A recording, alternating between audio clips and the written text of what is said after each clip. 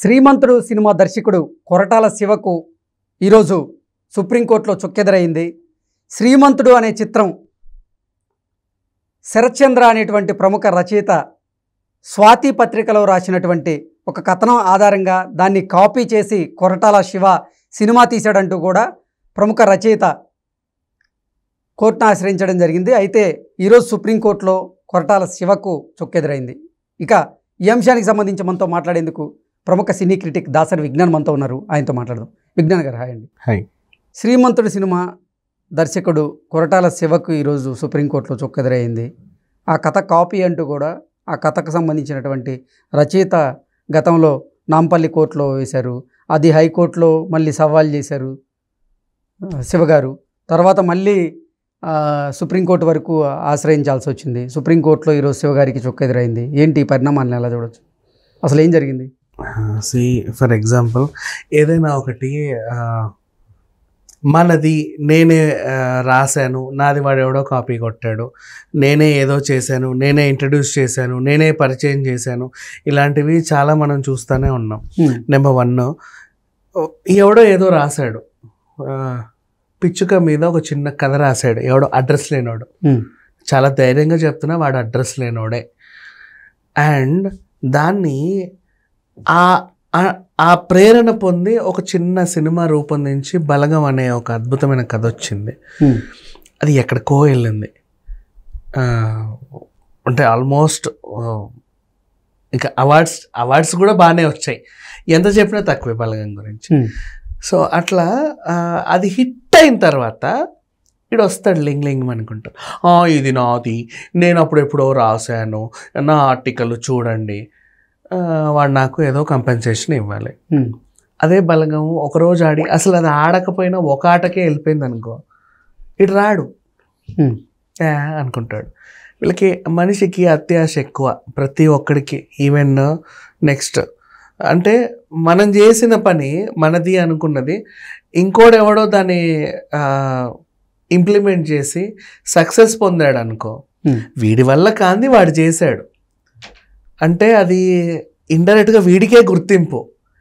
వీడు వాడి కాళ్ళు కడిగి నెత్తించల్లుకోవాలి, ఒరే నా వల్ల కాంది నువ్వు చేసావు, చాలా సంతోషం అని. ఇంకా కావాలంటే వాడికి సన్మానం చేయాలి. కానీ మన వాళ్ళు అట్లా ఉండరు. నాది తీసుకొని అట్లా చేస్తావు, ఏ డబ్బులు నాకు, అట్లా ఉంటారు అనమాట. ఈవెన్ కాంతారా సినిమాకి మన నవరస సాంగ్ని పాపము తెలుసో తెలియకో కాపీ చేసుకున్నాడు. అది పెద్ద హిట్ అయింది. ఆ తర్వాత అప్పటి వరకు ఓకే, హిట్ అయిన తర్వాత ఆయన వెళ్ళి 100 కోట్ల జరిమానా నాకు కావాలి, నాది 100 కోట్ల జరిమానా. నువ్వు పాట రాసినప్పుడు నీ మొహం మీద పావులా కూడా ఏడేవాడు.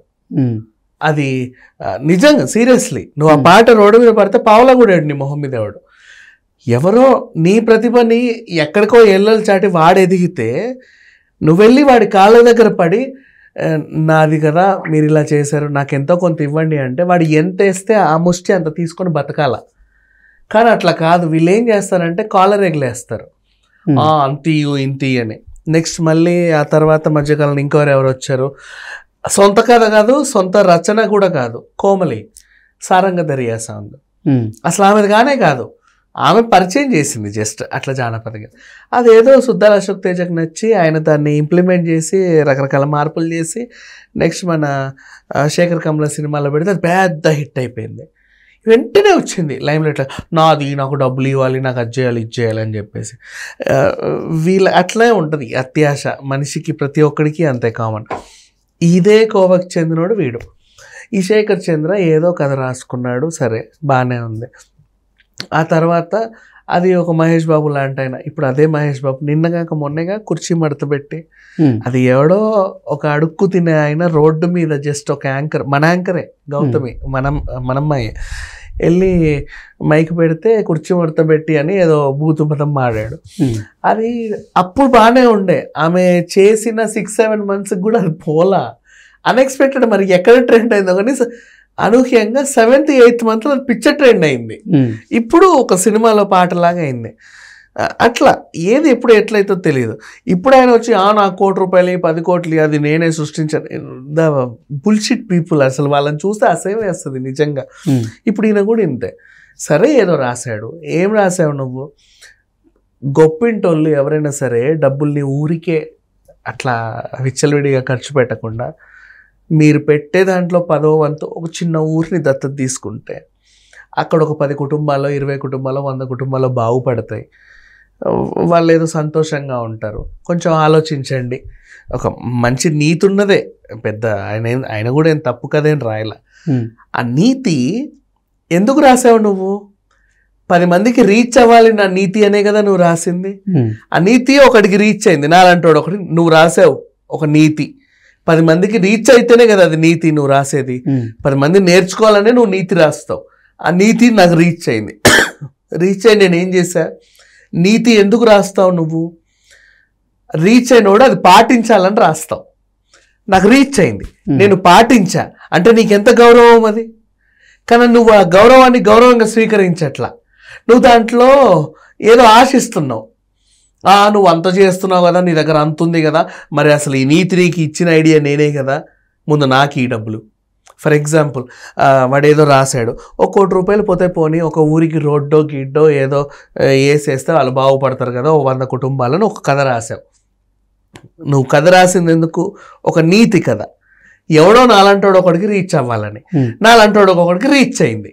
ఆ నాలంటోడు ఏం చేశాడు? అరే ఇది ఇంత నిజంగా బాగుంది, మొన్న అనవసరంగా అదేదో డైమండ్ నెక్లెస్ కొని అట్లీస్ రేసా, ఇంకేదో కొన్ని ఇట్లీస్ రేసా, దాని బదులు ఒక ఊరు బాగుపడుతుంది. అరే ఇంత మంచి పని నేను చేశానంటే వాళ్ళు నన్ను ఎంత పొగుడుతారు, అబ్బా నిజంగా నాకు స్ఫూర్తిని ఇచ్చిందని ఈ ఆర్టికల్ చదివినోడు కూడా వీడెవడో మంచి సలహా ఇచ్చాడని గుండెలకు హత్తుకొని వాడు ఒక మంచి పని చేస్తాడు. ఏం చేస్తాడు?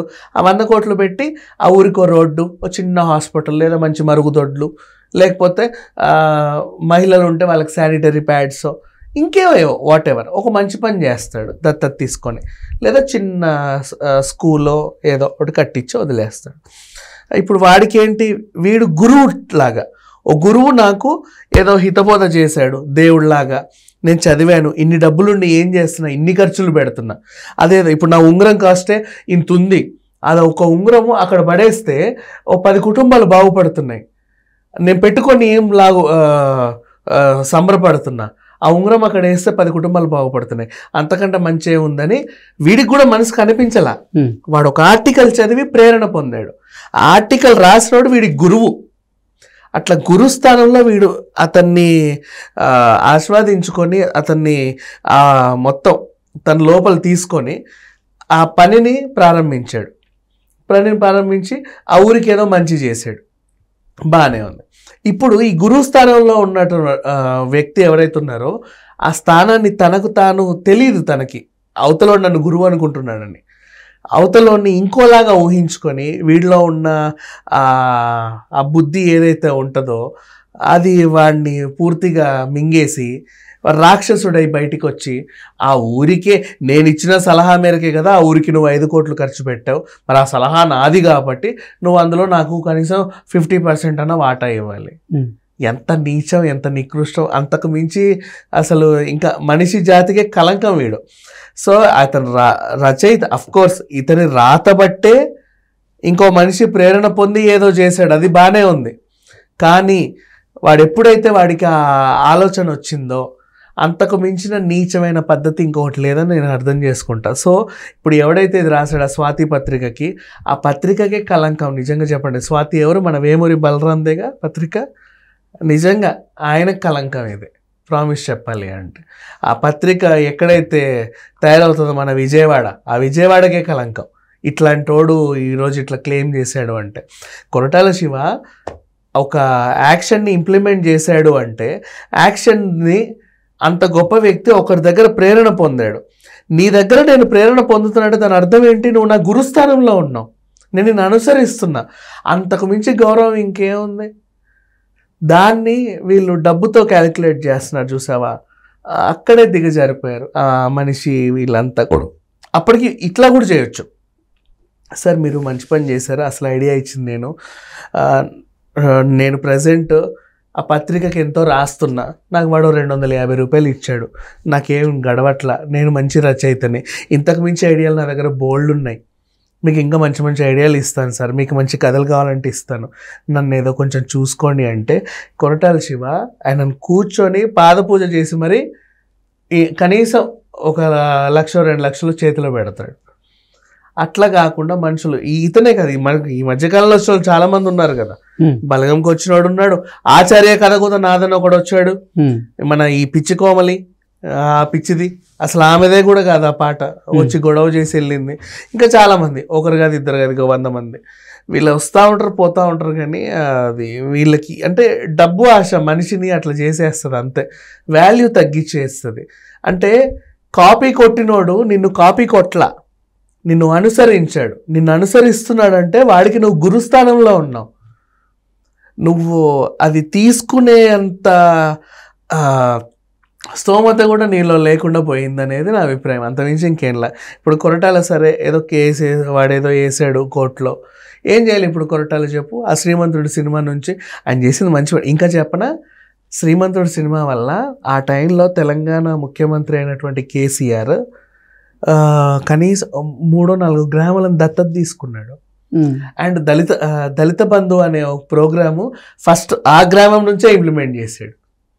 ఎంత మంచి జరిగింది. నెక్స్ట్ అరే వీళ్ళెవరో మంచి పదాలు చెప్తున్నారని ఆ హీరో నెక్స్ట్ సినిమా భరత్ అనే నేనుని కేటీఆర్ దగ్గరుండి ఆయన ఇంటర్వ్యూ చేసి అవన్నీ ఇంప్లిమెంట్ చేశాడు. అవి అంటే సొసైటీని బాగుపరిచేవి. అప్పుడు ఈ ఐడియాని ఎవరైతే ఫస్ట్ స్టార్టింగ్ తెచ్చాడో ఆ రైటర్ ఎంత గొప్పగా ఫీల్ అవ్వాలి. కానీ గొప్పగా ఫీల్ అవ్వట్లా. వీళ్ళు ఏదో ఒకటి క్లెయిమ్ చేసుకొని నాకు ఇంత రావాలి అని చెప్పేసి ఇంకా అంటే ఇక వాళ్ళ వాల్యూని వాళ్ళే పోగొట్టు, వాళ్ళ గురించి మాట్లాడుకోవడం దండగా. ఓకే ఓకే విజ్ఞాన్ గారు, thank you so much. Thank you so much.